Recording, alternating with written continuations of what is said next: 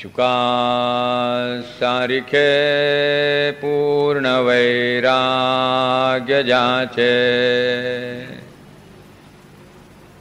वसिष्ठा परिज्ञान योगेश्वराचे,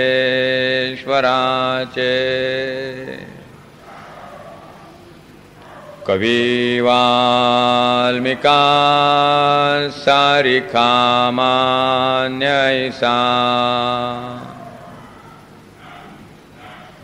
नमस्कार माझा सद्गुरु रामदासा, जय जय रघुवीर समर्थ, सब संतन की जय। समर्थ रामदास यांचं संपूर्ण चरित्र आपण पाहणार आहोत। संतांच्या बाबतीत समर्थ रामदासांचं वेगळेपण हे सगळ्या साहित्यिकांनी मोठ्या अभिनिवेशाने मांडलेलं आहे। भगवंताच्या अवताराच्या ज्या कथा आहेत त्यात भगवान श्रीकृष्णाला पूर्णावतार म्हटलं जातं, आणि जेव्हा आपण श्रीकृष्णाला पूर्णावतार म्हणतो तेव्हा इतर देवतांचा आपण अपमान करत नाही। श्रीकृष्णाला पूर्णावतार म्हटलं म्हणजे रामाला काही कमीपणा येत नाही किंवा इतर कुठल्याही दैवताचा अधिक्षेप होत नाही। आपण मोठ्या अंतःकरणाने मान्य करतो की श्रीकृष्ण हे पूर्णावतार आहेत, मल्टी डायमेन्शनल पर्सनॅलिटी आहे। अवतार पुरुषांच्या बाबतीत जसं आहे तसं या महाराष्ट्रात जी संत परंपरा होऊन गेली किंवा भारतात जे विविध संत होऊन गेले त्यांचा विचार करत असताना समर्थ रामदास हे संतांमधले पूर्ण पुरुष आहेत। सगळ्या प्रकारच्या परस्परविरोधी गोष्टींचा सुमधुर समन्वय त्यांच्या जीवनामध्ये पाहायला मिळतो। योगी ओळखावा योगेश्वरे, ज्ञानी ओळखावा ज्ञानेश्वरे, महाचतुर चतुरे ओळखावा या नियमानुसार स्वामी विवेकानंद समर्थ रामदासांबद्दल म्हणतात की हा मनुष्य जेव्हा गुहेमध्ये राहत होता तेव्हा तो कमालीचा आत उतरत होता आणि ब्रह्मचिंतनामध्ये लीन होऊन जात होता, पण हाच मनुष्य जेव्हा समाजामध्ये मिसळत होता तेव्हा विटांची भट्टी कशी भाजावी, लोकांचे पगार कसे द्यावेत, प्रपंचातली भांडी कशी घासावीत, संसार कसा करावा या सामान्य गोष्टींचा विचार इतक्या व्यवस्थितपणे करत होता की त्याचे हे विचार पाहून सांसारिक मनुष्याने सुद्धा थक्क व्हावं।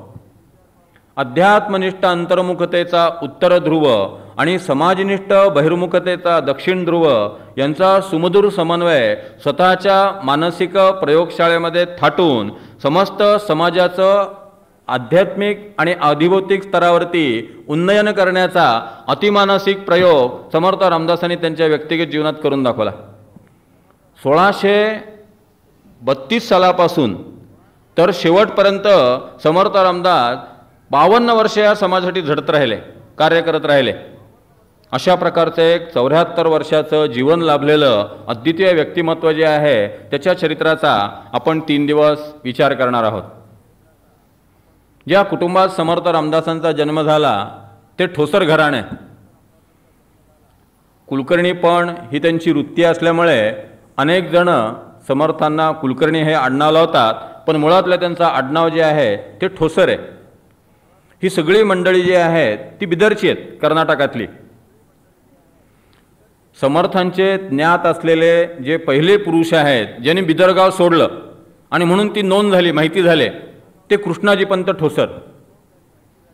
इसवी सन 664 मध्ये त्यांनी ते बिदर सोडलं आणि ही सगळी मंडळी मराठवाड्यात बीड जिल्ह्यामध्ये हिवरे गावी आली। या कृष्णाजी पंतांना 4 मुलं झाली। 5वं मूल जे आहे ते जरा उशिरा झालं। 5वं मूल मोठं होण्यापूर्वी ह्या 4 मुलांमध्ये इस्टेटीचं सगळं वाटप झालं होतं। त्यांच्या मालकीची 48 गावं होती। तसे श्रीमंत कुटुंबात समर्थ वाढलेले आहेत, बऱ्यापैकी चांगलं उच्च मध्यमवर्गीय कुटुंब असं म्हणता येईल। ती जी 48 गावं आहेत 12 गावं 4 मुलांना वाटून दिली गेली आणि नंतर हा 5वा मुलगा झाला, तो मोठा झाला, त्याचं नाव दशरथ। पण हा दशरथ मोठा स्वाभिमानी होता। हे बाकीचे 4 भाऊ म्हणाले की आमची जी गावं आहेत त्यातली तुझ्या वाट्याची गावं मी तुम्हाला देतो. म्हणजे 48/4 त्याच्या जे 48/5 असा हिशोब आपण करू आणि तुझ्या वाट्याची गावं मी तुम्हाला देऊन टाकतो. दशरथ म्हणाला तसं नको. समर्थ रामदासांनी दासबोधातल्या उत्तम लक्षणात सांगितलं आहे, असू दे अन्न घेऊ नये वडिलांचेही. वडिलांचं सुद्धा आयतं अन्न खाऊ नये. त्या बाणाचे हे दशरथ पंत आहेत. त्यांनी हिवरे गाव सोडलं आणि ते जांबेत आले आणि जांबेमध्ये आपल्या कुलकर्णीपणाच्या वृत्तीला प्रारंभ करून स्वतःच्या हिमतीवरती त्यांनी 12 गावामध्ये स्वतःची सत्ता प्रस्थापित केली. त्या दशरथ पंतांच्या पासून चालत आलेली परंपरेने 21वी पिढी म्हणजे समर्थांचे वडील सूर्याजी पंत ठोसर, आई राणूबाई ठोसर. सूर्याजी पंत आणि राणूबाई मोठे आध्यात्मिक आहेत.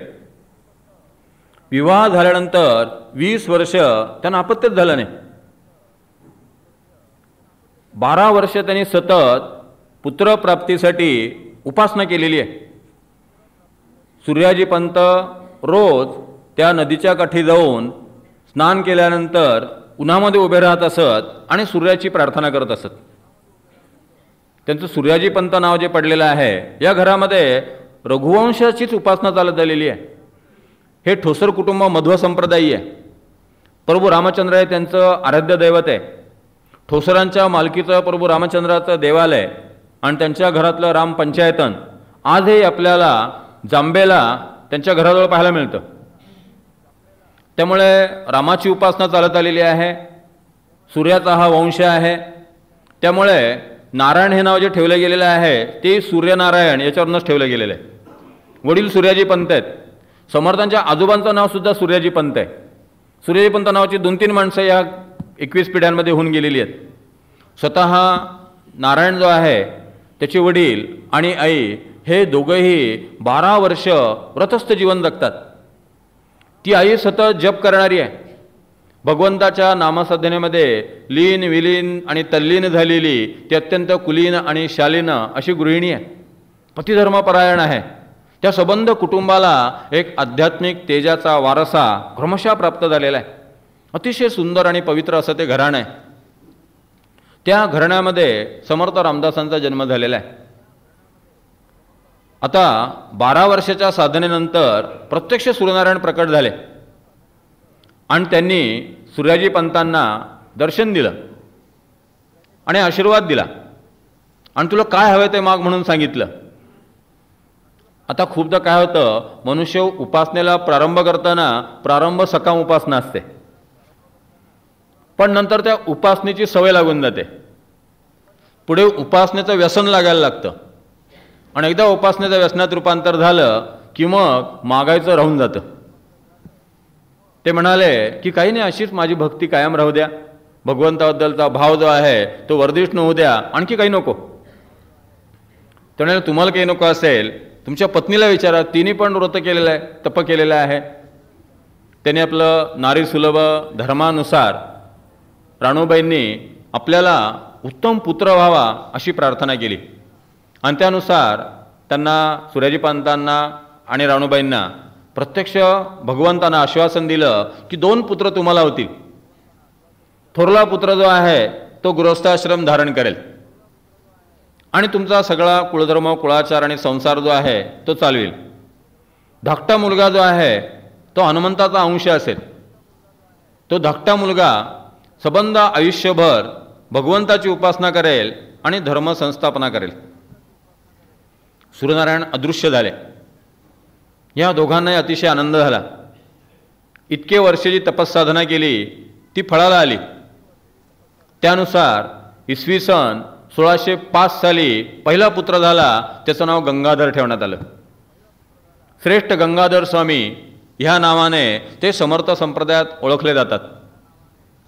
त्यांना श्रेष्ठ एवढ्यासाठी म्हणत असत की लहानपणापासून ते अतिशय पोक्त आणि गंभीर असत. आपल्या इथं 2 शब्द आहेत. आपण म्हणतो की तो मनुष्य म्हातारा झाला, वृद्ध झाला, आणि आपण म्हणतो तो प्रौढ झाला. वृद्ध होणं याचा वयाशी संबंध आहे. प्रौढत्व याचा बुद्धीशी संबंध आहे, मॅच्युरिटी. जो मॅच्युअर्ड आहे ना त्याला प्रौढ म्हणतात.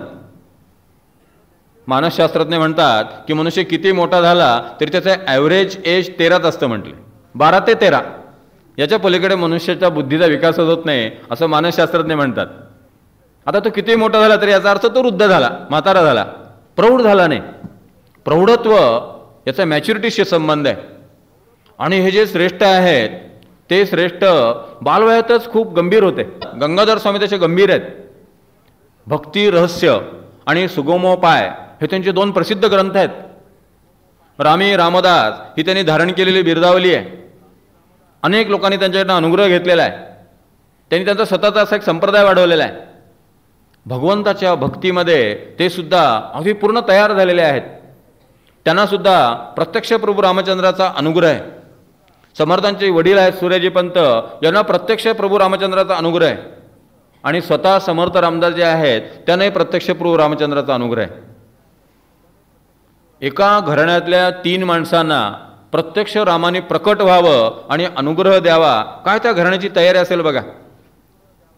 सगळी माणसाची तयार आहेत. या गंगाधर पंतांचं लग्न झालेलं आहे. अंबडच्या देशमुखांची जी मुलगी आहे पार्वतीबाई ही त्यांची पत्नी आहे. ती सुद्धा विलक्षण बुद्धिमान आहे, अतिशय सालस आहे. असं हे अतिशय गुणी आणि चांगलं कुटुंब आहे. समर्थांचा आदर्श प्रपंच वर्णन केला आहे ना, मना सारिखी सुंदरा ते अनन्या, मना सारिखे पुत्र जामात कन्या, सदा सर्वदा बोलती रम्य वाचा, जनी जाणीजे योग हा सुकृताचा, भली माय बापे भले मित्र बंधू, सखे सोयरे राखती स्नेहवादू, सुना लेकुरे एक मेळा सुखाचा, जगी जाणीजे योग हा सुकृताचा. काल जे सांगितलं हजारातली 102-4 कुटुंब असतात त्यातलं हे कुटुंब आहे. सगळी माणसं मनासारखी आहेत, सगळी जिव्हाळ्याची आहेत, सगळी प्रेमाची आहेत.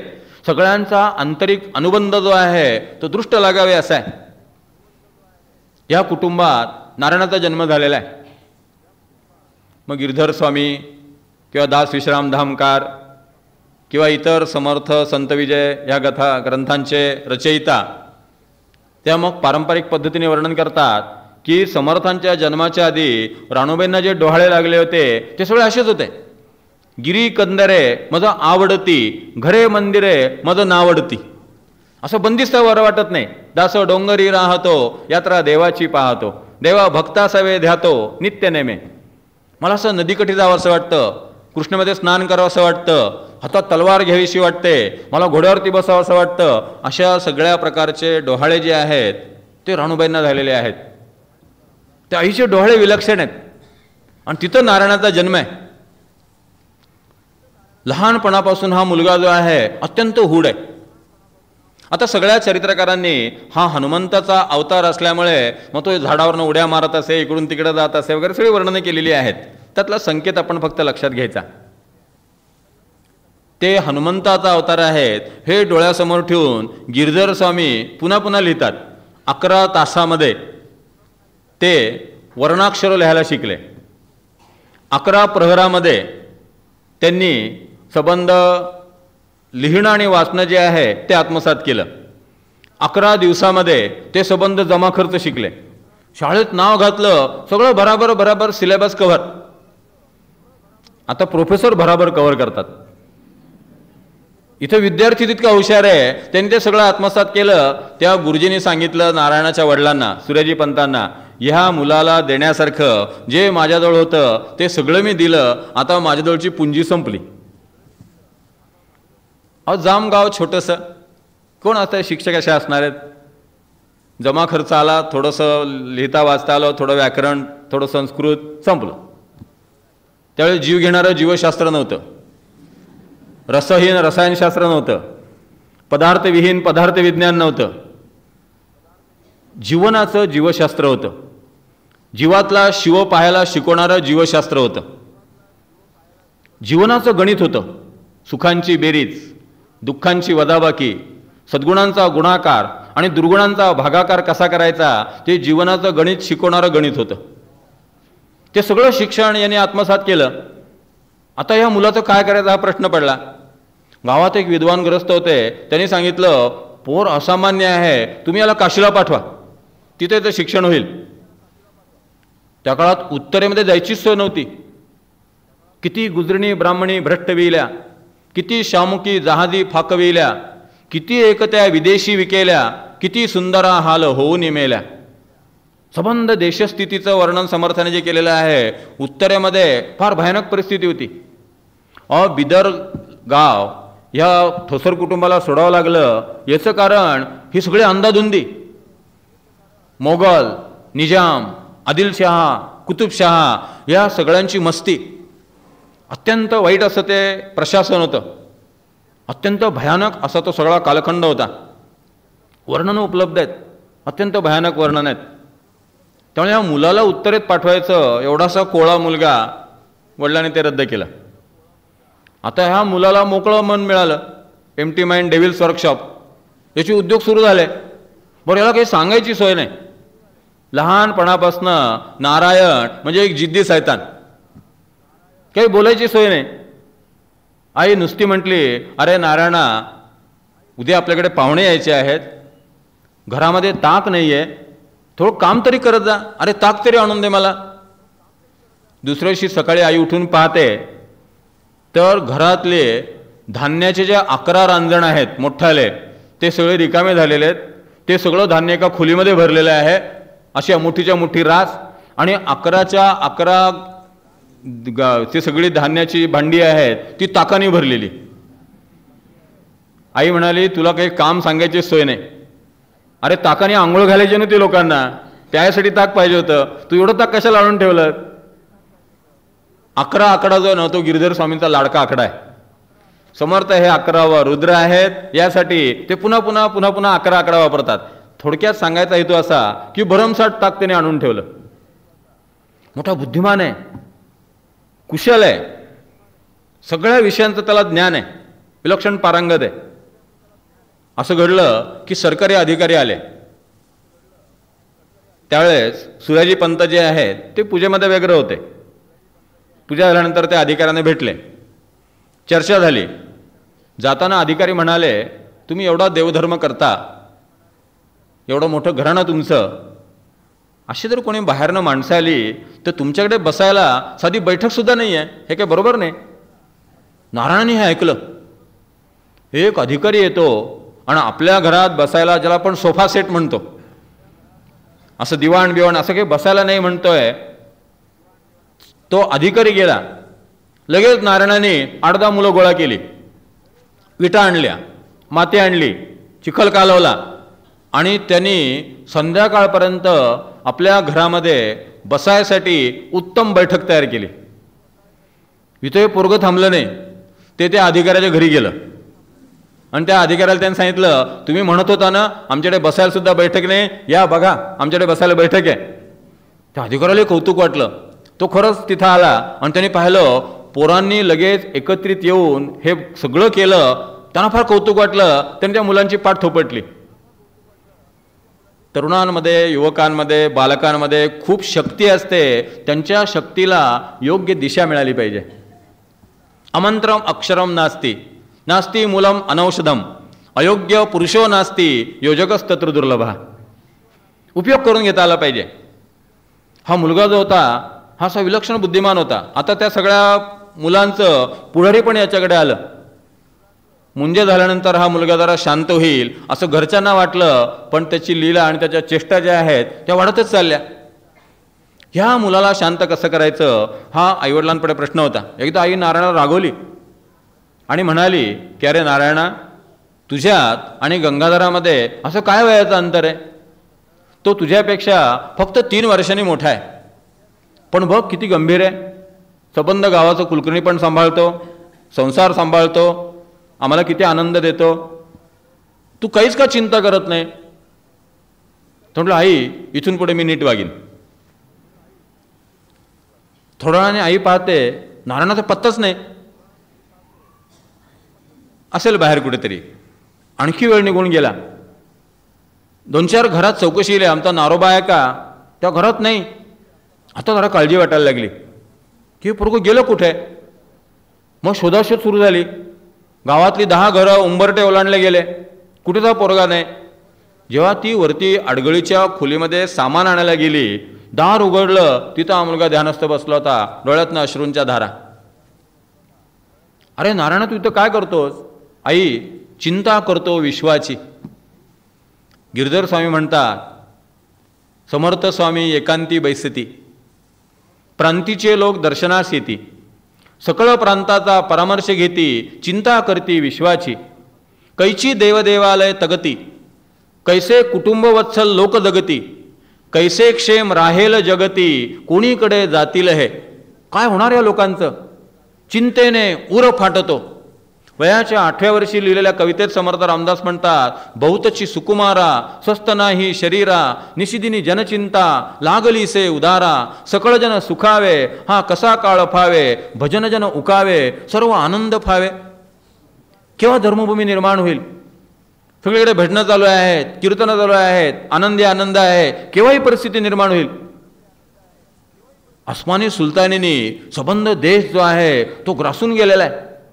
आणि या लहान मुलाच्या अंतःकरणामध्ये चिंतेने उर फाटतो. आई, चिंता करतो विश्वाची. जगाच्या इतिहासात असा मुलगा झाला नाही. वयाच्या 6व्या वर्षी विश्वाची चिंता, आणि त्यांना तो ध्यास लागला.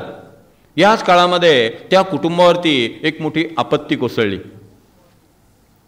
समर्थांचे अत्यंत लाडके वडील सूर्याजी पंत हे मरण पावले. वडिलांचा मृत्यू हा नारायणाच्या जीवनातला टर्निंग पॉइंट आहे. आता नारायणाला शांत राहा, गोंधळ घालू नकोस, ही हुल्लडबाजी सोडून दे, सांगायची गरजच राहिली नाही. काय होतं माणसाचं? माणसं येतात कुठून? ते अशी अचानक जातात कशी? आपले वडील देवाघरी गेले म्हणजे नेमके कुठे गेले? आवडती माणसांना देव नेतो असं आपल्याला सांगतात. मग आपली आई देवाला आवडत नाही का? आपले वडीलच देवाला का आवडले? आता आपले वडील आपल्याला पुन्हा भेटणारच नाहीत का? मग आपली आई अशी का रडत असते? आत त्याच्या मनात त्या मृत्यूनं त्याला अंतर्मुख करून टाकलं. भगवान बुद्ध म्हणत असत, जग हे दुःखमय आहे, आसक्ती हे दुःखाचं मूळ आहे, अनासक्त होणं हा दुःखमुक्तीचा एकमेव मार्ग आहे. 6 वर्षाचा 8 वर्षाचा नारायण या सगळ्या गोष्टींचा विचार करू लागला. त्याच्या लक्षात आलं, आपल्याला जर सुख पाहिजे असेल तर आपल्याला घरदार सोडायला लागेल. आपल्याला जर समाधान पाहिजे असेल, हे सगळे मायापाल जे आहेत ते आपल्याला तोडायला लागतील. आपल्याला असं कोणामध्ये अडकून चालणार नाही. आपल्याला परमेश्वराची प्राप्ती करून घेतली पाहिजे. जीवनाचा विचार लहानपणापासून आता हा करू लागला. मानसशास्त्रज्ञ असं म्हणतात की जी मुलं लहानपणी अतिशय वांड असतात, अतिशय खोडकर असतात, ती मोठेपणी गंभीर होतात. आणि जी लहानपणी अतिशय शांत दिसतात, मेंगलट दिसतात, ती मोठेपणी उपद्व्यापी होतात. नारायण त्याच्या जीवनाला आता एक वेगळं वळण मिळायला लागलं. तो गंभीर व्हायला लागला. गावाबाहेरच्या हनुमंताच्या मंदिरात गेला. त्या मंदिरात तासनतास ध्यान करू लागला. त्याला असं वाटायला लागलं, अरे आपल्याला परमेश्वराचं दर्शन झालं पाहिजे आणि त्याचे आपल्याला गुरु मिळाले पाहिजेत. त्यांनी भावाला सांगितलं की मला तू अनुग्रह दे. पाहिलं त्यांनी की 1-2 लोकांना त्यांनी दीक्षा दिलेली आहे. कारण वडील गेले, आता ती संप्रदायाची परंपरा जी आहे ती हा मुलगा चालवायला लागला. गंगाधर, श्रेष्ठ गंगाधर स्वामी. नारायणाने अनुग्रह मागितला. थोरल्या भावाने जेव्हा अनुग्रह नाकारला, त्या नारायण विचार करू लागला की आपल्या वडिलांना प्रत्यक्ष रामाने दीक्षा दिली, आपल्या थोरल्या भावाला रामाचा अनुग्रह, आपण का नाही तसा करू? हनुमंताच्या देवालयामध्ये 3 दिवस आणि 3 रात्र निव्वळ ध्यानस्थ बसले. स्वतः समर्थाने एका अभंगात आपल्याला दीक्षा कशी झाली याचं वर्णन केलंय. त्यात ते म्हणतात, 72 तास मी त्या मंदिरामध्ये होतो. 72 तास ध्यानस्थ होते. 72 तासानंतर डोळे उघडले तेव्हा लक्षात आलं, सबंध मंदिर प्रकाशमान झालेलं आहे. हळूहळू त्या सगळ्या प्रकाशाचं एका ज्योतीत रूपांतर झालेलं आहे. आणि आता त्या ज्योतीनं एक घनीभूत आकार धारण केलेला आहे आणि प्रत्यक्ष प्रभू रामचंद्र प्रकट झालेले आहेत. रामाने अनुग्रह दिला. श्रीराम जय राम जय जय राम हा मंत्र दिला. आणि तेव्हापासून हा मुलगा अंतर्मुख झाला. आता आईला दुसरी काळजी सुरू झाली. हा मुलगा इतका अंतर्मुख का? काळजी करणं हा पालकांचा स्वभाव होता, स्वभावच असतो. एका ग्रस्ताने विचारलं गेलं, का तुम्ही आज काळजी का करता? आज म्हणले काळजीला विषयच नाही आहे म्हणून काळजी करतोय. कुठून तरी काळजी करत राहायचं. जी नाही लगता, मन कुठेतरी रमत नाही, मन लागत नाही, काहीतरी सारखा विचार करत राहायचा. आता इतकी दिवस नारायण रात्य होता, खोडसा होता म्हणून काळजी. आता हा मुलगा इतका शांत आहे, हा संसार कसा करणार? मग नेहमीप्रमाणे सल्लागार समिती, मुलाचं लग्न करून टाका. आपोआप तो सरळ होतोय बघा. झालं, आता लग्नाची तयारी सुरू झाली. गिरधर स्वामींनी दिलेल्या काही गोष्टी इतक्या सुंदर आहेत.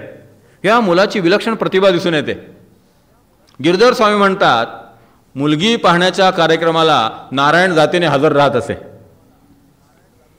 राजकारण बहुत करावे परंतु कळूची न द्यावे, हे बालपणापासून आहे बरं का. ओवी फार उशिरा लिहिली आहे, सगळं बालपणापासून. गिरधर म्हणतात, हा मुलगा त्या मुलगी पाहण्याच्या कार्यक्रमाला जातीने हजर असायचा. अगदी इंटरेस्ट घ्यायचा जणू की आपल्याला लग्न करायचं आहे. आणि मग आईला म्हणायचा, आई ते पाहुणे इतक्या लांबून आलेले आहेत, मी जरा गावाच्या वेशीपर्यंत त्यांना पोचवायला देऊ का? आईला वाटायचं, बरं आता लग्नाला तयार झालेला आहे, एवढा कार्यक्रम त्यांनी व्यवस्थित अटेंड केलेला आहे, जातोय मुलीबरोबर, जरा थोडीशी आणखी ओळख होईल, चार गोष्टी बोलेल, ठीक आहे म्हटले जा. गिरधर स्वामी म्हणतात की नारायण त्या मुलीच्या वडिलांबरोबर आणि मुलीबरोबर गावाच्या वेशीपर्यंत सोडायला म्हणून जायचा आणि त्यांना म्हणायचा, हे बघा मी लग्न करणार नाहीये, तुमच्या मुलीचं नुकसान होईल, तुम्ही या फंदात पडू नका. का राजकारणी मनुष्य बघा, लहानपणापासून. आईला असं वाटायचं, इतके मुलगी पाहण्याचे कार्यक्रम होतात, पण तिकडं मग गेल्यानंतर मुलीकडले लोक जे आहेत ते होकार का कळत नाही, नकार पत्र काय येतं. माझ्या नारोबामध्ये असं काय कमी आहे? प्रेस्टिज इश्यू असतो. मुलाने मुलीला नकार दिला ना तर ते चालतं. काय आपली पद्धती सुद्धा किती सदोष आहे, किती वाईट आहे बघा. की मुलाला जर नकार दिला गेला ना की त्याला ते इन्सल्टिंग वाटतं, आणि मग मुलीला नकार दिला गेला की तिने ते सहन करायचं, तिला ते इन्सल्टिंग नाही. तर आईला वाटायला लागलं, ही काय भानगड आहे. ज्यांना लग्न करायचं नसेल ना त्यांनी नारायणाची ही युक्ती लक्षात ठेवावी. अगदी व्यवस्थित पाहण्याचा कार्यक्रम अटेंड करावा. आता तर इतकं सोपं झालेलं आहे, फोन नंबर घेऊन ठेवावा आणि फोनवर सांगून टाकावा त्या मुलीला की बाई मी लग्न करणार नाहीये, तू नकार देऊन टाक. किंवा मुलीने त्याच्या उलट प्रकार करावा. एक जाताचा सल्ला दिला. इथं नारायणाने असा खेळ 2-3 वर्ष केला. मुलगा 12 वर्षाचा झाला. आता त्या काळात 12 वर्षाचा मुलगा झाला म्हणजे फार मोठा झाला. आई पाहतीये की ह्या 2-3 वर्षामध्ये 50-50 मुली पाहायला गेल्या, प्रत्येकाकडनं नकार. आता करायचं काय? शेवटी नारायणाचा तो मामा आहे आसनगावचा, भांजी बोधलापूरकर, तो एकदा बहिणीकडे आला होता. आसनगाव काही फार लांब नाही, जांभेपासून अवघ्या 3 कोसावरती, 3 मैलावरती आसनगाव. तो मामा आला होता. तो म्हणाला, असं करून टाक, आता माझी जी मुलगी आहे ना सावित्री, ती लग्नाची आहेच, नारोबाच्या गळ्यात ती बांधून टाक. आता त्या सावित्रीच्या वाट्याला हा सत्यवान आला बघा. परमेश्वराचे सगळे प्रश्न चांगले आहेत, परमेश्वर सगळे प्रश्न चांगले सोडू शकतो. परमेश्वराचा सर्वात कच्चा विषय जोड्या लावा. जोड्या लावताना तो अशी काहीतरी गडबड करून टाकतो की काही विचारू नका. आयुष्यावर प्रॉब्लेम प्रॉब्लेम आणि प्रॉब्लेम. नो प्रॉब्लेम फक्त टीव्हीवर जाहिरातीत बघायचं, बाकी कुठे नाही. ते भांजी म्हणाले की आपली जी सावित्री आहे ती नारायणाला देऊन टाकू. त्या आईने विचार केला, 2-3 वर्ष आपण प्रयत्न करतो आहे, सगळ्याकडनं नकार घंटा येते आहे, आता घरातल्या घरात संबंध होतो आहे, होऊन जाऊ द्या. त्या आईला आधीच घाई झाली होती. अगदी घाईघाईने लग्न ठरवलं गेलं. 15 दिवसाच्या आत बराबर मुहूर्त काढला. ते मुहूर्त काढून देणारे लोक एक्सपर्ट असतात. ते फक्त म्हणतो तुम्हाला केव्हा लग्न करायचं बोला. आणि त्यावेळेस कार्यालय मोकळं आहे की नाही हे पाहायचे काही भानगड नव्हती. बरेच दिवस मला असं वाटायचं की हा मुलगा लग्न मंडपातनं पळून गेला, हे कसं शक्य आहे. Next to impossible. पळून गेल्यानंतर त्याला अडवलं कसं गेलं नाही. 12 वर्षाचा मुलगा आहे, गावात एवढी मोठी मोठी माणसं आहेत, मोठी मोठी मुलं आहेत, पकडलं का नाही, ताब्यात का घेतलं नाही. लग्न मोडलं असेल, लग्न मोडू शकतं पळून गेला म्हणून, पकडलं का नाही. गेला कुठे हा मुलगा, लोकांना का सापडला नाही. जेव्हा मी उद्धव स्वामींचं चरित्र लिहित होतो आणि त्यानिमित्तानं टाकळी संस्थांची कागदपत्र तपासत होतो तेव्हा मला या प्रश्नाचं उत्तर मिळालं आणि माझं समाधान झालं. तोपर्यंत माझं मन शांत नव्हतं, मला ही घटना खरी वाटत नव्हती. टाकळी संस्थांमध्ये जी कागदपत्र उपलब्ध आहेत त्यात माहिती मिळते, समर्थांचं लग्न जे ठरलं, घाईघाईने ठरलं, 15 दिवसाच्या आत उरकायचं ठरलं, आणि तो जो मुहूर्त होता तो मुहूर्त मिळेना म्हणून रात्रीचा मुहूर्त काढला. तिथी होती फाल्गुन वद्य अष्टमी, वेळ होती रात्री 7:40. वद्य पक्ष. रस्त्यावर MACBचे दिवे तेव्हा नसायचे. बरं, घरात प्रकाश म्हणजे किती असणार प्रकाश? तेव्हा काय अशा गॅसच्या बत्त्या, पेट्रोमॅक्स वगैरे भानगड नव्हती. साधे टेंबे किंवा छोटे छोटे दिवे, पणत्या, कंदील, त्याचा प्रकाश किती असणार? गिरधर स्वामींनी समर्थ प्रतापामध्ये मध्यरात्री हे पोर पळून गेले असा उल्लेख केलेला आहे. समर्थ रामदासांनी त्या लग्नमंडपातनं पळून जावं अशी सगळी योजना जी आहे ती व्यवस्थित रात्रीच्या अंधारामुळे शक्य झाली. बरं, पुन्हा असं होतं की तो नवरा मुलगा, नवरी मुलगी, मध्ये तो आंतरपाठ, भटजी, 8-10 माणसं, हे सगळे असल्यानं की तुम्ही जे समया ठेवाल, जे दिवे ठेवाल, त्याचा प्रकाश तिथं पोचणार सुद्धा नाही. त्या अंधाराचा फायदा घेऊन सावधान शब्द ऐकतात समर्थ रामदास पळून गेले. कौर्य मोरोपंतांनी फार छान लिहिलंय, द्विज सावधान ऐसे विवाह मंगली सर्वत्र म्हणती, ते एक रामदासे ऐकिले त्या सदा असो प्रणती. समर्थांची चिंतन करण्याची पद्धत कशी आहे बघा. शुभ मंगल सावधान हा शब्द त्यांनी ऐकला, विचार करायला लागले, सावधान का म्हणतात? जर शुभ आहे तर सावधान कशाला व्हायचं? जर मंगल आहे तर सावधान कशाला व्हायचं? समर्थाने विचार केला, शुभ मंगल सावधान असं म्हणतायत, याचा अर्थ दिसायला शुभ आहे, लवकरच अशुभ सुरू होणार आहे. दिसायला मंगल आहे, लवकरच काहीतरी अमंगल घडणार आहे, तू आता सावध राहा, असं आपल्याला भटजी सांगतायत. जेव्हा मी हनुमंत स्वामींची बखर वाचतो तेव्हा माझ्या मनात एक खात्री पटते की समर्थाने लग्नमंडपातनं पळून जावं हा दोघा भावांचा बेत आहे. मी स्टेटमेंटच करतो, श्रेष्ठ गंगाधर स्वामी आणि नारायण या दोघांनी मिळून ठरवलेलं आहे की नारायणाने पळून जायचं आणि एका मुलाशी त्या मुलीचं लगेच नगलं लावून टाकायचं. प्लॅनड आहे. आपण लग्नमंडपातनं पळून गेल्यानंतर त्या मुलीच्या आयुष्याचं नुकसान होता कामा नये याची काळजी समर्थ रामदासांनी घेतलेली आहे. तेव्हा नारी मुक्ती आंदोलनवाल्याने समर्थाने एका स्त्रीवर अन्याय केला असं म्हणायचं कारण नाही. हनुमंत स्वामी म्हणतात की सावधान असा शब्द उच्चारला गेला. श्रेष्ठ गंगाधर स्वामींनी नारायणाकडे पण हास्य केलं आणि संकेत केला. त्यांनी संकेत करतात नारायण पळून गेला. अंधारात गडप झाला. एकदम गंगाधर स्वामी ओरडायला लागले, अरे नवरदेव कुठे, अरे नवरदेव कुठे, अरे नवरदेव कुठे. सगळे लोक गोंधळत पडले. गंगाधर स्वामींनी सगळ्यांनी शांत केलं. ते म्हटले, अंधार आहे, पोरगं सापडायचं नाही, पोरगा हेकट आहे, मुलाचा विचार करू नका, मुलीच्या आयुष्याचा विचार करा, मुलीच्या आयुष्याचं नुकसान करू नका. तिथे एक बिजवर होता, त्याचं नाव होतं कुलकर्णी. कुलकर्णी आवडण्याची माणसं असतात ना, त्यांची लग्न लवकर जमतात. त्यात हा बिजवर होता. बिजवर याचा अर्थ काय? तोही 11 वर्षाचा होता. बिजवर म्हणजे त्याची बायको लहानपणीच मरण पावली. आपल्या इथं अष्टपुत्रा सौभाग्यवती भव असा आशीर्वाद दिला जात होता. याचं कारण जी 8 मुलं व्हायची ना, त्यातली 5-6 मरायची. एवढे दवाखाने नव्हते, वैद्य नव्हते, भराभर साथी पसरायच्या, काहीतरी आजार व्हायचा, धडाधड माणसं मरायची. मृत्यूचं प्रमाण इतकं प्रचंड होतं. जन्माच्या प्रमाणाच्या तुलनेनं मृत्यूचं प्रमाण जास्ती असल्यामुळे आशीर्वाद दिला जात होता, अष्टपुत्रा सौभाग्यवती भव. 8 मुलं झाली म्हणजे 1-2 तरी वाचतील आणि कामाला येतील. इथं नारायण जो आहे त्यांनी तो सगळा विचार केला, सगळं प्लॅनिंग केलं. तो निघून गेला. गंगाधरांनी सगळ्यांना शांत केलं, गोंगाट करू नका, मुलीच्या आयुष्याचा विचार करा.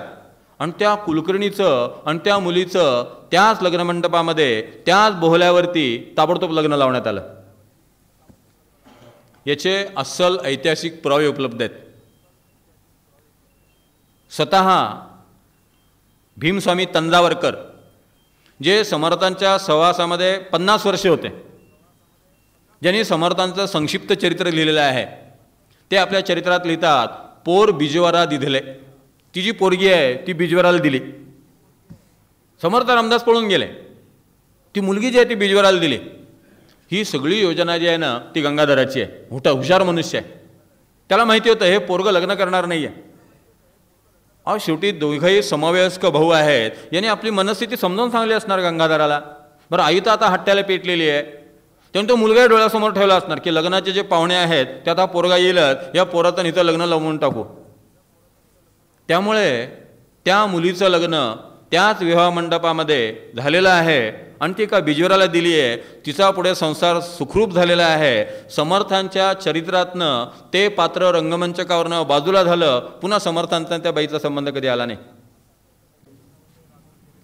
संसारातील सुखदुःखांची सरासरी काढता हा सारा संसार असार आहे, हे साऱ्या संसाराचं सार आहे, असा सारासार विचार करून असार संसाराचा सारा पसारा बाजूला सारून सर्वेश्वराच्या सर्वेक्षणासाठी सर्वोत्तमाचा हा दात घरातनं बाहेर पडला. देवाच्या सख्यत्वासाठी पडाव्या जिवलगासी तुटी, सर्व अर्पावे शेवटी प्राण तुही वेचावा. जयास वाटे सुखचे असावे, तेणे रघुनाथ भजनी लागावे. स्वजन सकळही त्यागावे, दुःख मूळजे.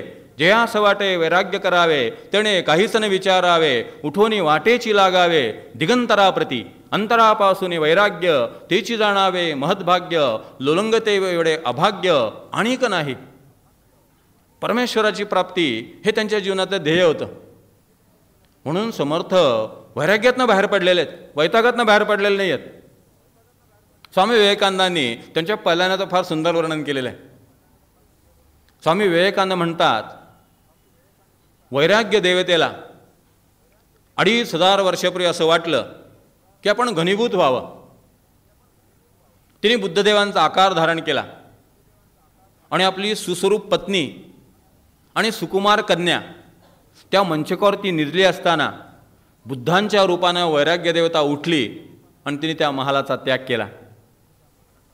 स्वामी विवेकानंद म्हणतात, 2500 वर्षानंतर वैराग्य देवतेला असं वाटलं की पुन्हा एकदा आपण आकार धारण करावा. तिने समर्थ रामदासांचा आकार धारण केला आणि त्या बोहल्यावरनं लग्नमंडपातनं समर्थांच्या रूपानं वैराग्य देवता तिथून पळून गेली. समर्थ रामदास गोदावरीपाशी आले. रात्रीतनं जीव मुठीत घेऊन अगदी धावत सुटले असतील. आता आपल्याला कोणी पकडता कामा नाही, आता आपण कुठे सापडता कामा नाही. संबंध योजना आहे. मामाचंच घर आहे, आजोळ आहे, सगळे रस्ते माहिती आहेत, सगळ्यात चोरवाटा माहिती आहेत, नदी कुठे ते माहिती आहे. उल्लडबाजीच केलेली आहे, हिंडलेले आहेत, अल्लड मुलगा आहे, बालपणी सगळ्या प्रकारचे उद्योग केलेले आहेत. त्यामुळे तो सगळे रस्ते त्याला पाठ आहेत. बरोबर तो गोदावरी नदीपाशी आला, त्या मुंडवळ्या काढल्या, नदीमध्ये स्वच्छ अंग धुतलं, सगळं व्यवस्थित तयार झाला. आणि त्याला माहिती होतं ही गोदावरी नदी जी आहे ती नाशिकला लागते आणि नाशिकला माझा राम आहे, मला रामाकडे जायचं आहे. संपलं. बरोबर त्या गोदावरीच्या काठाकाठानं ते चालत राहिले. नदीमध्ये स्नान केल्यानंतर एकदा त्यांनी जांबेच्या दिशेने तोंड केलं. त्या जांब नगरीला नमस्कार केला, आपल्या ग्रामदेवतेला प्रार्थना केली, मनातल्या मनात आईची क्षमा मागितली की आई, तुला मी फसवलं, माझ्या मनात नव्हतं, तू मला क्षमा कर, तुझे आशीर्वाद माझ्या पाठीशी असू दे. परमेश्वराची प्राप्ती झाल्याशिवाय मी आता परत येणार नाही. आता भगवत प्राप्ती हेच माझ्या जीवनाचं ध्येय आहे. आईची क्षमा मागितली. 2 अश्रूंचे थेंब त्या नदीमध्ये मातेच्या स्मरणार्थ अर्पण केले आणि नाशिकला आले. नाशिकला आल्या आल्या त्यांना रामाचं दर्शन झालं. जनस्थन गोदा तटीवास केला, प्रभू देखला दास संतुष्ट झाला. आणि रामाने त्यांना सांगितलं, इथून पुढे रामदास हे नाव धारण कर. नारायण नाव संपलं, रामदास हे नाव धारण केलं. युक्ती पण आहे त्याच्यामध्ये. कुणी जर चौकशी केली तर नारायण नावाचा मुलगा आहे का? नाही, इथं रामदास नावाचा मनुष्य आहे. आपलं नाव सुद्धा बदललं पाहिजे, नाही तर लोक चौकशी करतील. नारायण नावाचा मनुष्य तर साधना करतोय कळलं तर घरचे लोक भेटायला येतील. नामांतर करून टाकलं, नारायणाचा रामदास झाला. आणि मग त्यांची नाशिकला तपश्चर्या सुरू झाली. आजही आपण जर नाशिकला गेलात तर ज्या ठिकाणी समर्थ रामदासांनी साधना केली ती जमिनीखालची त्यांची गुहा, ज्या ठिकाणी उभं राहून त्यांनी जप केला ते नंदिनी आणि गोदावरी या नदीच्या संगमावरलं ठिकाण आजही सगळं आपल्याला टाकळीला जसं तसं पाहायला मिळतं. नाशिक आणि नाशिक रोड यांच्या मध्यभागी फाल्गुन वद्य अष्टमीला रात्रीतनं पळाला, दशमीला नाशक्यामध्ये आला, 15-20 दिवस जरा सेटल होण्यामध्ये गेले आणि माघ शुद्ध सप्तमी रथसप्तमी सन 1620 या दिवशी गायत्री पुरस्चरणाचा आणि 13 कोटी रामनामाचा संकल्प सोडला. साधना सुरू झाली. काय दिनचर्या आदर्श आहे बघा. पहाटे 3ला उठायचं, 4पर्यंत स्नान संध्या उरकायची, 4 ते 6 2 तास सूर्यनमस्कार घालायचे. तासाभरात 500 ते 600 सूर्यनमस्कार होतात. 1200 सूर्यनमस्कार घालायचे. शरीर बलसंपन्न असलं पाहिजे. त्यानंतर मग नदीमध्ये उतरायचे, कमरेइतक्या खोल पाण्यामध्ये उभं राहायचे आणि 12 वाजेपर्यंत त्या पाण्यात उभं राहून रामाचा जप करायचे. अधूनमधून लोकांना सहानुभूती वाटायची. कोणीतरी दुधाची कळशी घेऊन यायचं, तांब्या घेऊन यायचं, दूध प्राशन करायचं, पुन्हा जप सुरू. 12ला डोक्यावरती सूर्य आला की जप थांबवायचा. नाशिकामध्ये यायचं. त्या काळामध्ये नाशिक हे फार मोठं सांस्कृतिक केंद्र होतं. ठिकठिकाणी मठ होते, वेदपाठ शाळा होत्या, वैदिक ब्रह्मवृंद होता, मोठमोठे विद्वान ब्राह्मण राहत होते. अहो, शिवाजी महाराजांचं जे वैदिक घराणं आहे ते नाशिकचं होतं. त्यांचे सगळे जी घरातले आध्यात्मिक कार्य आहेत ती भोसले घराण्याची त्र्यंबकेश्वरचे गुरुजी करायचे. नाशिक आणि त्र्यंबकेश्वर हे त्या काळामध्ये अशा वैदिक कार्यासाठी प्रसिद्ध होतं. आजसुद्धा कितीतरी आध्यात्मिक विधी जे आहेत ते फक्त नाशिकला आणि त्र्यंबकेश्वरला होतात, बाहेर सहसा होत नाहीत, फार थोड्या ठिकाणी होतात. त्यातलं नाशिक आणि त्र्यंबकेश्वर हे ठिकाण आहे. त्यामुळे नाशिक जे आहे ते त्या काळामध्ये आध्यात्मिक कर्मकांडाची आणि वैदिक परंपरेची मोठी राजधानीच होती. मधुकरी मिळत असे. स्त्रिया मधुकरी घातल्याशिवाय जेवत नसत. अनेक बटू होते, अनेक बटू भिक्षा मागायचे, सगळ्यांना माहिती होतं. अनेक स्त्रियांचं व्रत होतं, नियम होता की 3 बटूंना वाढल्याशिवाय मधुकरी दिल्याशिवाय जेवायला बसायचं नाही, एका बटूला दिल्याशिवाय जेवायला बसायचं नाही. त्यामुळे मधुकरी व्यवस्थित मिळायची. हा 3 घरं मधुकरी मागायचा.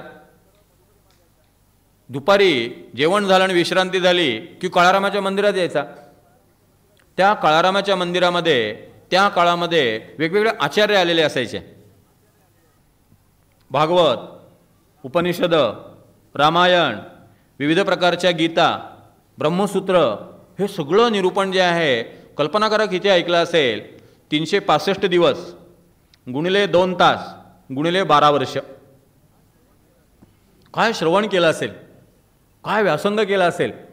आणि बोलणारे सगळे मोठमोठे व्यासंगी लोक, बुद्धिमान लोक, अभ्यासे प्रकट होणारे सगळे ज्ञानी माणसं एकलव्याच्या एकाग्रतेने श्रवण करत राहिले आणि मधमाशीच्या संग्रहण शक्तीप्रमाणे प्रत्येकातलं सार तेवढं ग्रहण करत राहिले. 12 वर्ष हा दिनक्रम चाललेला आहे. संध्याकाळी प्रवचन संपलं की ते आचार्यांना भेटायचं. गुरुजी, आपण जे वाल्मिकी रामायण सांगितलं त्याची प्रत मला मिळेल का? काल तुम्ही जो भागवताचा संदर्भ दिला तो ग्रंथ मिळेल का? वयाच्या 15व्या वर्षी नाशिक मुक्कामी समर्थांनी स्वतःच्या हस्ताक्षरात संपूर्ण वाल्मिकी रामायण लिहून काढलेलं आहे. 24,000 श्लोक संस्कृत उपलब्ध आहे. धुळ्याला समर्थ वाग्देवता मंदिरामध्ये एक मोठं कपाट आहे. त्यात प्रत्येक कागद प्लॅस्टिकच्या पानात घालून अशी मोठमोठाली बाडं ठेवलेली आहेत. समर्थांच्या हस्ताक्षरात संपूर्ण वाल्मिकी रामायण. शेवटी नोंद आहे, हे वाल्मिकी रामायण मी केव्हा लिहून पूर्ण केलं? वय 15 वर्ष आहे. नाशकात गेल्या गेल्या अभ्यासाला सुरुवात झाली आहे आणि 3 वर्षामध्ये सबंध वाल्मिकी रामायण लिहून काढलेलं आहे.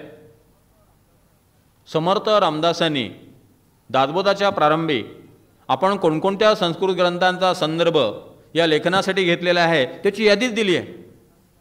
नाना ग्रंथांच्या समती, उपनिषदे आणि वेदांत श्रुती आणि मुख्य आत्मप्रचिती शास्त्रे सहित गुरुगीता, उत्तर गीता, अवधूत गीता, रामगीता, सगळा गीता हा सगळा अभ्यास नाशिकच्या वास्तव्यात झालेला आहे.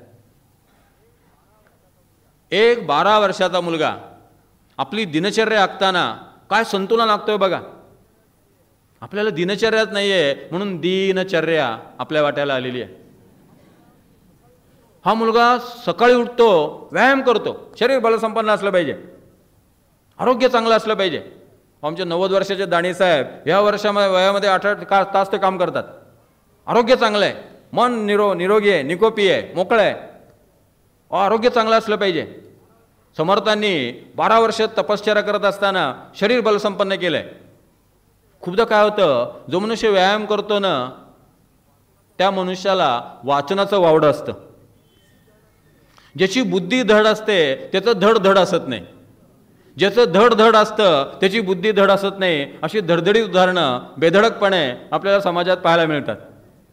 हा जो मुलगा आहे हा संध्याकाळी ग्रंथालयात आचार्यांकडून पुस्तके घेतो, 2 तास श्रवण करतो आणि त्याद्वारे आपली बुद्धी जी आहे ती विकसित करतो. सकाळी 2 तास व्यायामशाळा, शरीर बलसंपन्न करतो. मधल्या काळात 6 तास श्रीराम जय राम जय जय राम आणि गायत्रीचा मंत्राचा उच्चार याच्याद्वारे आपलं मन जे आहे ते बलसंपन्न करतो. मन, मनगट आणि मेंदू ह्या तिन्हींची मशागत अखंड 12 वर्ष चाललेली आहे. पहिले काही दिवस ठीक गेले, सुखाचे गेले, पण परमेश्वर जो आहे ना त्याचा एक नियम आहे, कसोटी पाहिल्याशिवाय तो देत नाही. पहिल्यांदा परमेश्वर लिबरली देत होता, नंतर त्याच्या लक्षात आलं आपण लिबरली देतो पण माणसं भलतंच मागतात. घरात मरण नको, दारात मरण नको, इकडं नको, तिकडं नको, दिवसा नको, रात्री नको, शस्त्राने नको, अस्त्राने नको आणि नंतर डोक्यावर बसतात. बरं, मागणाऱ्या अशी विचित्र मागून काय मागतात, ज्याच्या डोक्यावर हात ठेवीन तो भस्म झाला पाहिजे. बरं, तेवढंच नाही, इतके कृतज्ञ होतात की ज्यांनी दिलं त्याच्या डोक्यावर हात. परमेश्वराला शहाणं केलं भक्तांनी. म्हटलं आता इथून पुढे देण्यात काय अर्थ नाही, जरा तपासलं पाहिजे खरं ज्याला परमात्मा पाहिजे का, एकदम देण्यात काय अर्थ नाही. जरा परमेश्वर जो आहे ना तो सावध झाला. आम्ही त्यांना जरा शहाणं केलं परमेश्वराला. झालं, मग ते म्हटलं आता याची कसोटी पाहिली पाहिजे. पहिले काही दिवस सुरळीत चाललं, पुढे असं व्हायला लागलं, स्वतः समर्थ एका अभंगात म्हणतात की लोक माझ्याबद्दल काय म्हणतात. समर्थाने वर्णन केलेलं आहे, मोठा अभंग आहे खूप. त्या अभंगात ते म्हणतात, लोक एकत्रित जमतात, माझ्याकडे पाहतात आणि ते म्हणतात आम्ही काही परमार्थ केला नाही का, हा अतिरेकी आहे म्हटले, हा पोरगा, आम्हाला काही देवबी मान्य नाही का, पण ह्या मुलाला काही कळत नाही म्हटले, याचं सगळं जगा वेगळं आहे आणि हा पाखंडी मुलगा आहे. व्हायचं काय, मधुकरी मिळायला लागली. मधुकरीमध्ये रोज मिष्टान्न असायचं, कधी कधी तळलेले पदार्थ असायचे. काय मुलगा शार्प असेल, कल्पना करा. 8-10 दिवसात त्याच्या लक्षात आलं, जर रोज आपण असं मिष्टान्न खाल्लं, तळलेले पदार्थ खाल्ले तर आपला रजोगुण वाढेल आणि साधना होणार नाही. अन्नशुद्धात सत्वशुद्धी, सत्वशुद्धात ध्रुवा स्मृती, बृहदारण्यक उपनिषदाने म्हटलेलं आहे. अन्न शुद्ध असेल तर सत्वगुण निर्माण होईल आणि सत्वगुण निर्माण झाला तर ध्रुवा स्मृती, तर परमेश्वराचं स्मरण अखंड राहील. अनेक लोक प्रश्न विचारतात की आम्ही जप करतो, आमचं मन जपात एकाग्र का होत नाही. अनेक लोक प्रश्न विचारतात आम्ही साधना करतो, साधनेमध्ये खंड का पडतो. त्या लोकांनी आपला आहार काय आहे याची चौकशी करावी. आपण किती चमचमीत खातो, कितीदा हॉटेलिंग करतो, आवश्यकतेपेक्षा जास्ती किती खातो, थोडं अंतर्मुख होऊन आत्मपरीक्षण करावं. युक्ताहार विहारस्य, गीतेने जे सांगितलेलं आहे, परिमित आहार, परिमित निद्रा, परिमित विहार, परिमित संभाषण, सगळं बॅलन्स्ड असलं पाहिजे, संतुलित असलं पाहिजे. या मुलाने 8-10 दिवसात विचार केला, हे साधकाचं जेवण नाही. आता साधकांच्या आश्रमातच साधकांची जेवणं मिळत नाहीत. साधकाचं जेवण साधकाला ठरवायला लागेल. आता मठांमध्ये सुद्धा आणि आश्रमांमध्ये सुद्धा देवाच्या नैवेद्याच्या खाली नुसती मिठाई खाणं चाललेलं आहे. आणि काही काही लोक इतके त्याच्यामध्ये पारंगत झालेले आहेत, नैवेद्य न दाखवता सुद्धा मिठाई खातात. समर्थांनी विचार केला, मला परमेश्वराची प्राप्ती करून घ्यायची आहे, हे अन्न साधकाचं नाही आहे. साधकाने आपला आहार ठरवला पाहिजे. साधकाने आपला आहार, आपले नियम, स्वतः स्वयंशासन आहे ते, ती शिस्त आपणच आपल्याला लावून घेतली पाहिजे. दुसऱ्याने लावून होणार नाही, जबरदस्तीनं होणार नाही. माझं मलाच पटलं पाहिजे, माझं मलाच कळलं पाहिजे. अरे मी किती खातोय, या खाण्यामुळे मला झोप लागते. समर्थांनी काय करावं? 12 वर्षाचा मुलगा, अहो कोणाला चांगलं खायला आवडत नाही. समर्थन म्हणतात, बरे खावे, बरे जेवावे, बरे ल्यावे, बरे नेसावे, सकळ काही बरे असावे, म्हणजे बरे श्रीराम. सगळं मस्त पाहिजे, अगदी छान. या मुलांनी ते सगळं मधुकरीचं अन्न घ्यावं, गोदावरीच्या तीरावरती जावं, नदीमध्ये बुडवत ठेवावं. मग वाहत्या पाण्यामध्ये त्यातलं साखर, तेल, तूप हे सगळे रस वाहून जायचे. मग लगदा तयार व्हायचा. मग तो लगदा काढायचा आणि तो लगदा खायचा. लोकांनी हे पाहिलं. लोक म्हटले, या माणसाला मधुकरी देऊ नका, हा मनुष्य लबाड आहे, हा अन्नाची नासाडी करतो. त्या बायकांना सांगायला लागलो, तुम्ही देताय, तुम्ही बघितलं का? अहो तो मुलगा ती पाण्यात बुडवतो, तो माशांना खाऊ घालतो, अहो तो गायींना खाऊ घालतो. तो माझोरा मुलगा आहे, अहो डोक्यावर परिणाम झालाय, लग्न मंडपातनं पळून आलाय. अहो घरात काहीतरी भांडण झालं असेल, कुरापती केले असतील, आईशी पटत नाही, भावाशी पटत नाही. अहो एवढं चांगल्या घराण्यातला मुलगा आहे, पोरगं बरोबर नाही आहे, कोणाला तुम्ही वाढताय? अहो तुमचं सगळं दानधर्म वाया चाललाय. असे सल्लागार फार असतात. आपणही द्यायचं नाही आणि कोणी देत असलं ते बघवायचं नाही. झालं, ह्या मुलाची मधुकरी बंद झाली. लोक नावं ठेवायला लागले. आता करायचं काय? एक समर्थांचं न्यायालय होतं, पंचवटीतला काळाराम. त्या रामाजवळ यायचे आणि आपल्या हृदयाचं सगळं दुःख जे आहे ते रामाला सांगायचे. देईना पूर्वीना कोणी, उगेची जनहासती, लौकिक राखता येना, बुद्धी दे रघुनायका. अन्न नाही, वस्त्र नाही, सौख्य नाही जनामध्ये, आश्रयो पाहता नाही, बुद्धी दे रघुनायका. सगळे लोक मला उगीच हसतात, सगळे लोक मला मूर्ख म्हणतात. पिसुणे वाटती सर्वई, कुणीही मधला नसे, समर्था तू दया सिंधू, बुद्धी दे रघुनायका. क्षणभर मनात येऊन जायचं, अरे आपली वहिनी किती चांगली होती, आग्राने भाकरी वाढायची, लोण्याचा गोळा वाढायची, दूध ताक वाढायची, किती आपण व्यवस्थित जेवत होतो. आणि आता काय आहे, हे लोक का आपल्याला असं वागवतात, लोक का आपल्याला त्रास देतात. एकदम घरची आठवण आली की मनात यायचं, अनुष्ठान सोडून द्यावं का, पुरस्चरण बंद करावं का, घरी परत जावं का. समर्थ म्हणतात, घरे सुंदरे सौख्य नाना परीचे, परी कोण जाणेल ते अंतरीचे, मनी आठविताची हा कंठ दाटे, उदासीन हा काळ कोठे न कंठे. ते रामाला विचारतात, रघुनायका काय कैसे करावे, उठे मानसी सर्व सोडून द्यावे. अनुदिने अनुतापे तापलो राम राया, परमदिन दयाळा निरसी मोहमाया. अचपळ मन माझे नावरे आवरिता, तुझविण सिण होतो धावरे धावा आता. चपळपण मनाचे मोडता मोडवेना, सकळ सजन माया तोडता तोडवेना. घडी घडी विघडे हा निश्चयो अंतरीचा, मनवनी करुणा आहे बोलतो दीनवाचा. रामचंद्रा तुझा वियोग ऐसा नको रे प्रसंग, तुझे कारणी देह माझा पडावा. रघुनायका मागणे हेची आता, तुझ्याशिवाय मला त्या जगात कोणी नाही. आता तू असं माझं करू नकोस, तू मला आता अंतर देऊ नकोस. मी त्या चातक पक्षासारखा आहे, मी सतत त्या आकाशातल्या ढगाकडे पाहत राहणार आहे, मला बाकी काही नको. रामराया तू आता मला अंतर देऊ नकोस. तू तर आल्याला माझं दर्शन दिलंस, माझं स्वागत केलं, आता तू का रुष्ट झाला, हे असं का घडावं. समर्थांना कळे ना, परीक्षेचा काळ होता. उठे मानसी सर्व सोडून द्यावे. प्रत्येक माणसाच्या जीवनात असा नैराश्याचा कालखंड येऊन जातो. प्रत्येक माणसाच्या जीवनात असा प्रतिकूलतेचा कालखंड येऊन जातो. आणि एक सल्ला देतो तुम्हाला, असा प्रतिकूलतेचा काळ आला, नैराश्याचा काळ आला, कधीही कुठल्याही माणसाला विचारू नका, सल्ला कोणालाही सांगू नका, कोणालाही विचारायला जाऊ नका. चुकीचं मार्गदर्शन मिळेल आणि रस्त्यावरनं बाजूला जा. विचारलं तर फक्त सत्पुरुषांना विचारा.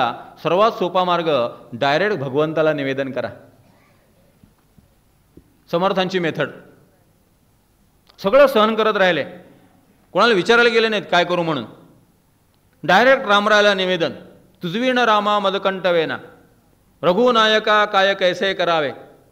डायरेक्ट परमेश्वराशी संभाषण करा. पहिल्या दिवशी तुम्हाला वेडेपणा वाटेल, 4 दिवस वेडेपणा वाटेल. लक्षात ठेवा, एक महिनाभर जर तुम्ही रोज परमेश्वराशी असं संभाषण करत राहिलात, महिनाभरानंतर अशी काहीतरी घटना घडेल आणि तुम्हाला पावती मिळेल, परमेश्वराने माझं ऐकलं, तो उत्तर देतोय. त्याचा रिस्पॉन्स जो आहे ना, तो पाहायसाठी थोडी तितिक्षा पाहिजे, थोडी श्रद्धा पाहिजे. इमिजिएट अनुभव येतो. फक्त निवेदन करा. ते आहेत, तो प्रत्यक्ष आहे, तो सगळं पाहतोय. समर्थ कोणाकडे गेले नाहीत, रामरायाला सांगत राहिले, रामरायापाशी डोकं आपटत राहिले, तू हा प्रश्न सोडव, तुझ्यासाठी मी घर सोडलेलं आहे, तू माझी समस्या सोडव. आणि एक दिवस रामरायाने हाक ऐकली,